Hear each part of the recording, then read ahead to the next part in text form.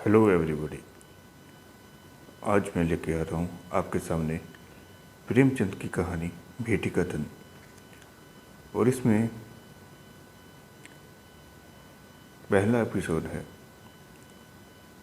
बेतवा नदी दो ऊंचे कगारों के बीच इस तरह मुँह छिपाई हुई थी जैसे निर्मल हृदयों में सरस और उत्साह की मध्यम ज्योति छिपी रहती है।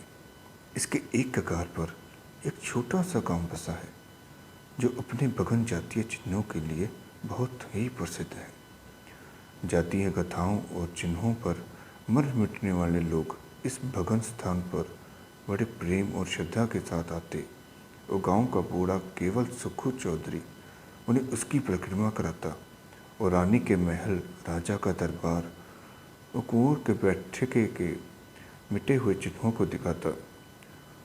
वो एक उच्छ्वास लेकर रुंधे हुए गले से कहता, महाशय।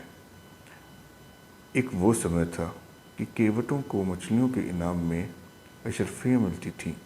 कहार महल में झाड़ू देते हुए अशरफियाँ बोट रोड लेते थे। बेतवा नदी रोज बढ़कर महाराज के चरण छूने आती थी। ये प्रताप और ये तेज था, परंतु आज इसकी ये दशा है।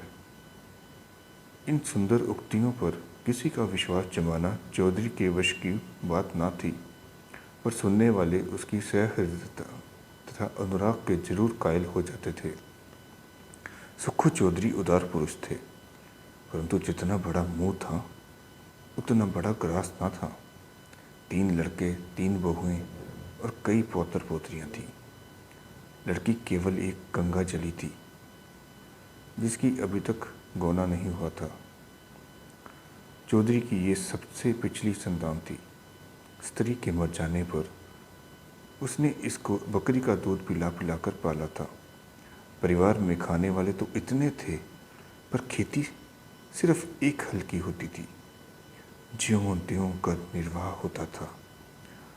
परंतु सुखू की वृद्धावस्था और पुरातत्व ज्ञान ने उसे गांव में वो मान प्रतिष्ठा प्रदान कर रखी थी जिसे देखकर जगड़ू साहू भीतर ही भीतर चलते थे। सुखू जब गांव वालों के समक्ष हाकिमों से हाथ फेंक फेंक कर बातें करने लगता और खंडहरों को घुमा फिरा कर दिखाने लगता था, तो जगड़ू साहू, जो चपरासियों के धक्के खाने के डर से करीब नहीं फटकते थे, तड़प तड़प कर रह जाते थे।